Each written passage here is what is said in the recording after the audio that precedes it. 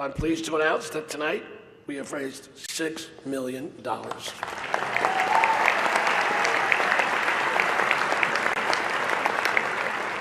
And let me put that in perspective for you.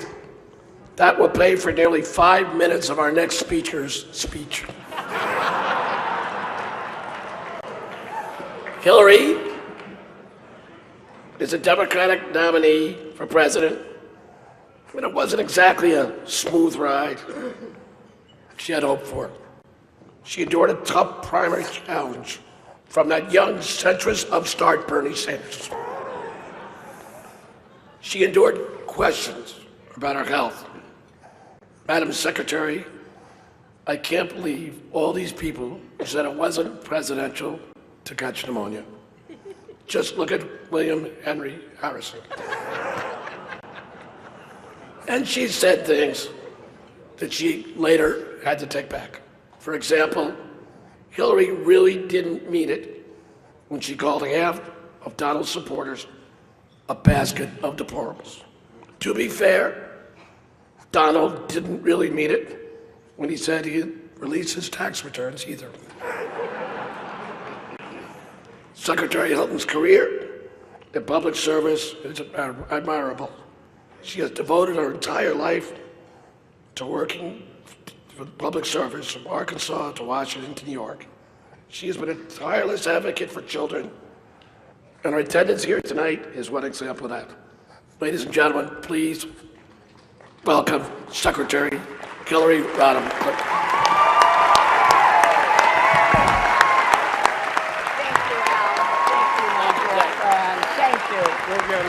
Thank you.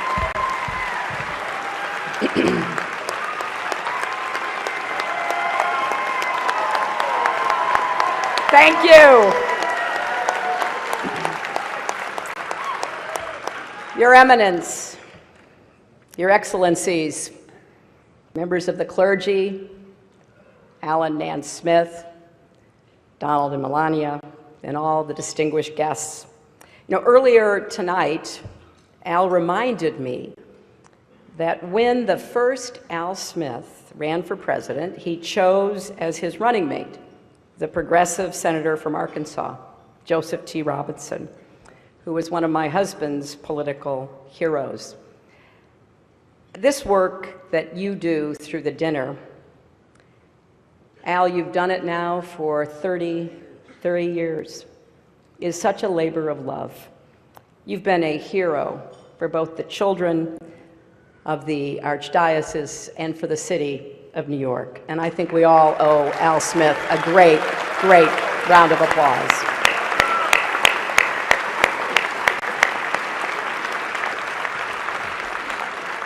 This is such a special event that I took a break from my rigorous nap schedule to be here.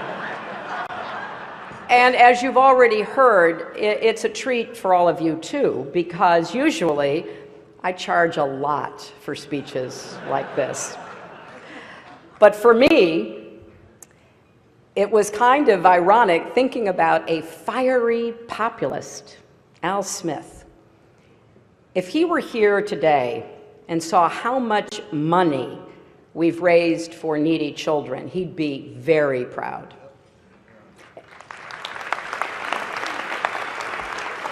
And if he saw this magnificent room full of plutocrats celebrating his legacy, he'd be very confused.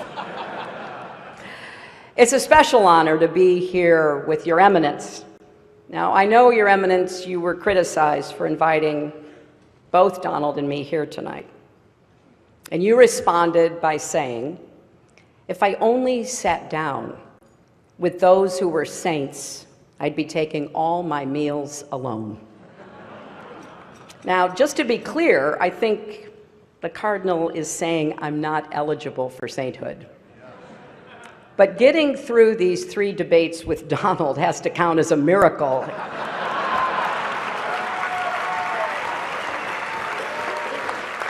So I guess I'm up against the highest, hardest stained glass ceiling.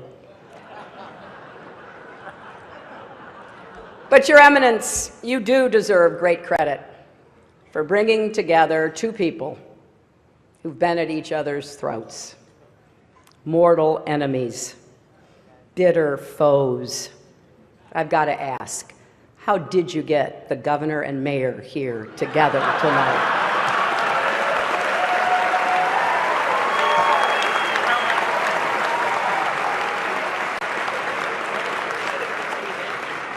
Now, I've got to say, there are a lot of friendly faces here in this room, people that I've been privileged to know and to work with. I just want to put you all in a basket of adorables. And you look so good in your tuxes, or as I refer to them, formal pantsuits. And, you know, because this is a friendly dinner for such a great cause, Donald, if at any time you don't like what I'm saying, feel free to stand up and shout "wrong" while I'm talking. You know, come to think of it, it's amazing I'm up here after Donald. I didn't think he'd be okay with a peaceful transition of power.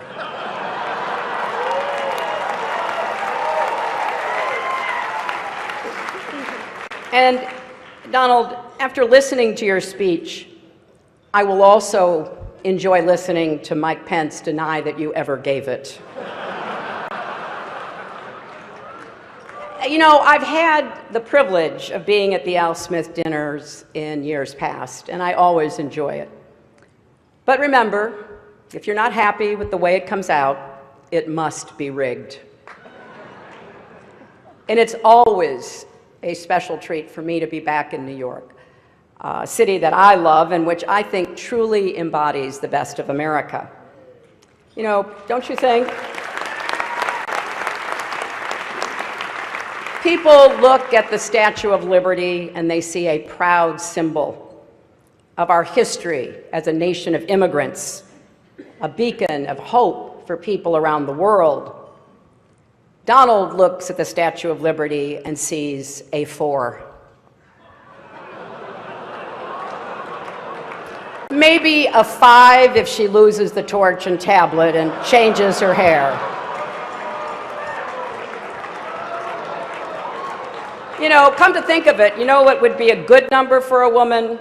45. But I digress. Now, I'm going to try my best tonight. But I understand I am not known for my sense of humor. That's why it did take a village to write these jokes. People say, and I hear them, I know, they say, I'm boring compared to Donald. But I'm not boring at all. In fact, I'm the life of every party I attend, and I've been to 3. And when the parties get out of hand, as occasionally they do, it's important to have a responsible chaperone who can get everyone home safely. And that is why I picked Tim Kaine to be my vice president. Now, you notice there is no teleprompter here tonight, which is probably smart because maybe you saw Donald dismantle his prompter the other day. And I get that. They're hard to keep up with, and I'm sure it's even harder when you're translating from the original Russian.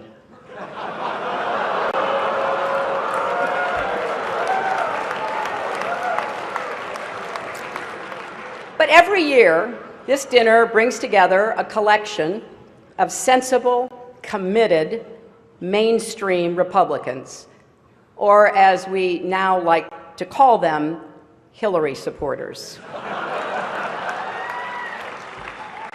Now, some of my critics, and I hear that too, yeah, they think I only say what people want to hear. Well, tonight that is true. And here's exactly what you want to hear. This election will be over very, very soon.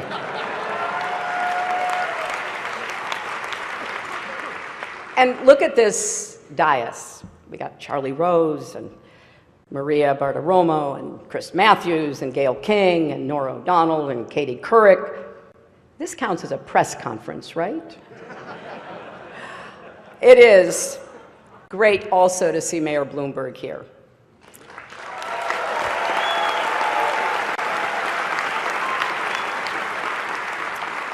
It's a shame he's not speaking tonight. I'm curious to hear what a billionaire has to say.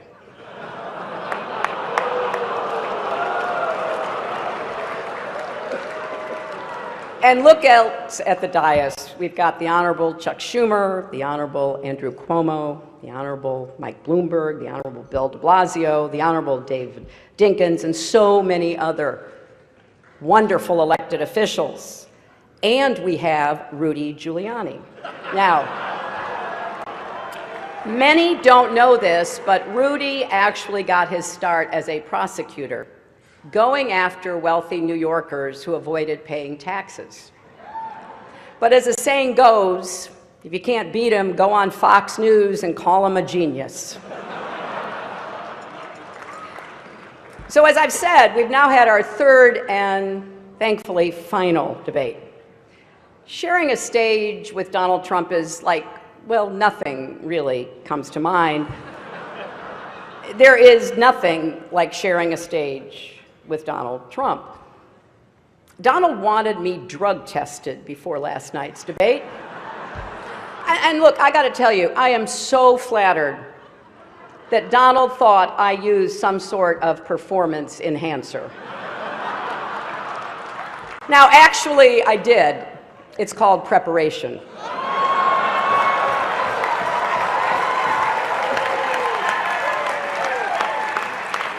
And looking back, I've had to listen to Donald for 3 full debates, and he says I don't have any stamina. That is 4.5 hours. I have now stood next to Donald Trump longer than any of his campaign managers. Now look, I have deep respect for people like Kellyanne Conway. She's working day and night for Donald, and because she's a contractor, he's probably not even going to pay her. But I think the good news is that the debates finally allowed Republicans to unite around their candidate. The bad news is it's Mike Pence. And it's been a long, long campaign. That should be one of our highest priorities, shortening the campaigns.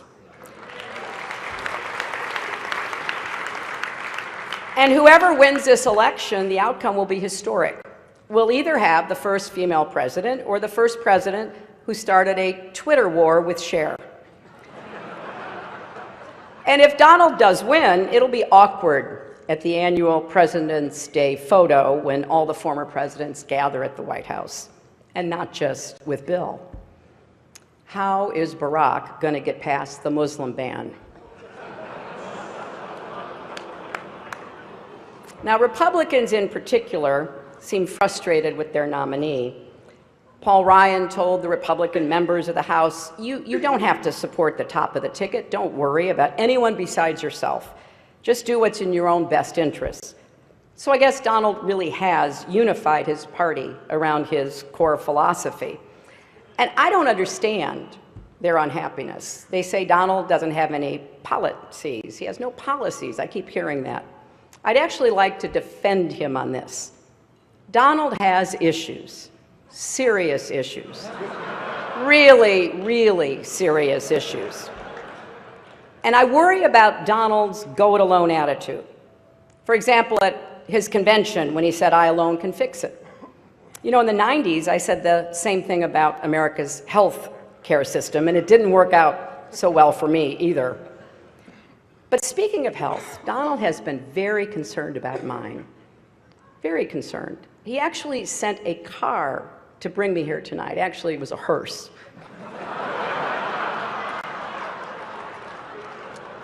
But I kind of want to just put the information out there so everybody can draw their own conclusions and you can judge our relative health. We've each released our medical records. My blood pressure is 100/70. His is unbelievably great.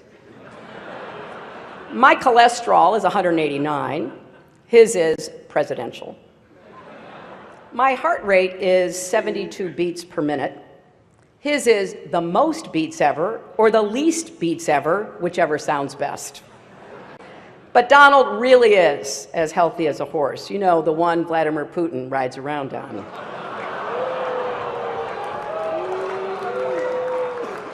But I can say without fear of contradiction tonight that I will be the healthiest and youngest woman ever to serve as president.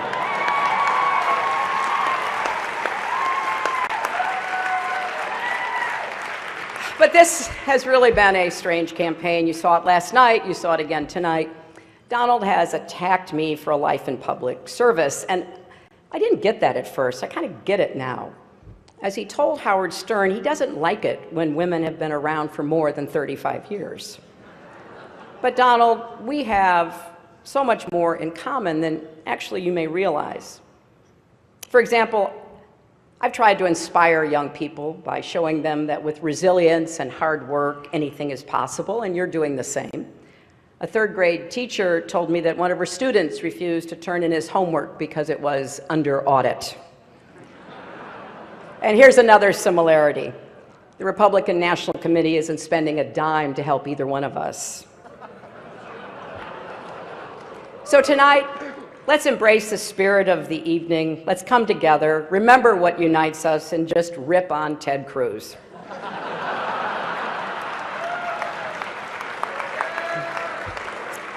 I hope you enjoyed my remarks tonight. I said no to some jokes that I thought were over the line. But I suppose you can judge for yourself on WikiLeaks in the next few days. Donald will tell us after the benediction whether he accepts that this dinner is over. He has to wait and see. But there's nothing funny about the stakes in this election. In the end, what makes this dinner important are not the jokes we tell, but the legacy that we carry forward. It is often easy to forget how far this country has come.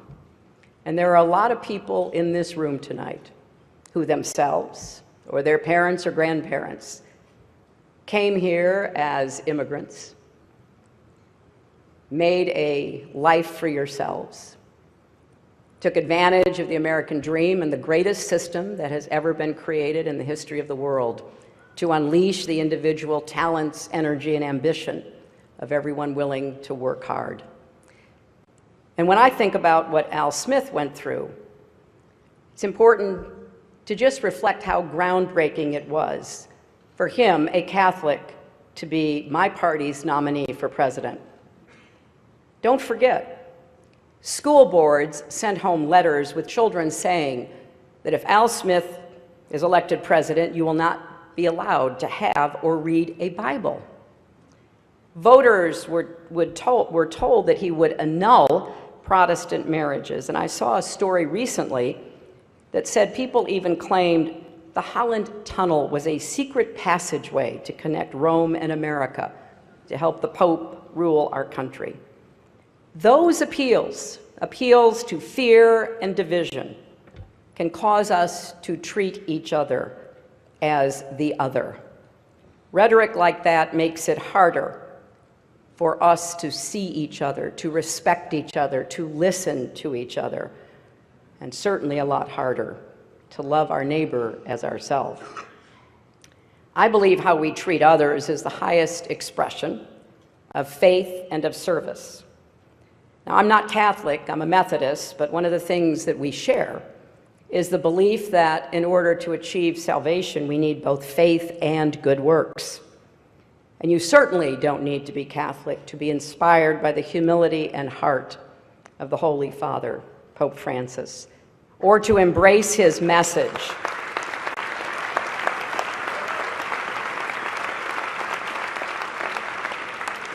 His message about rejecting a mindset of hostility, his calls to reduce inequality, his warnings about climate change, his appeal that we build bridges, not walls.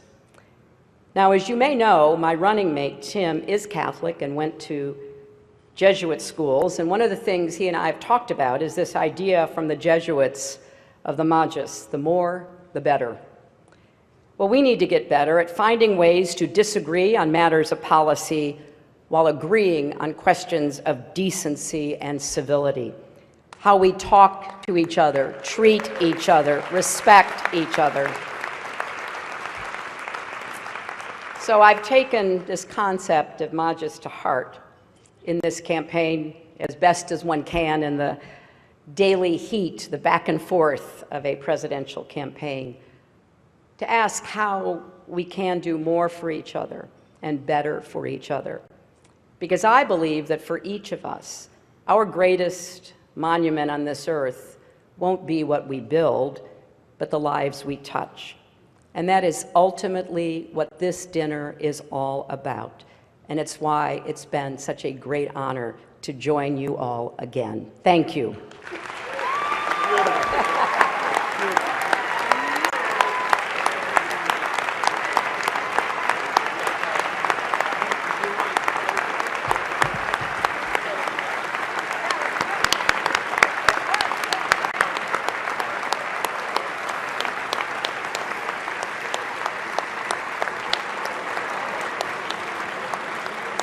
Hillary, thank you very much. That was terrific. An observation. I did see the candidates reach across a great divide tonight and shake hands. I think we should nominate Cardinal Dolan for the Nobel Peace Prize. What do you think?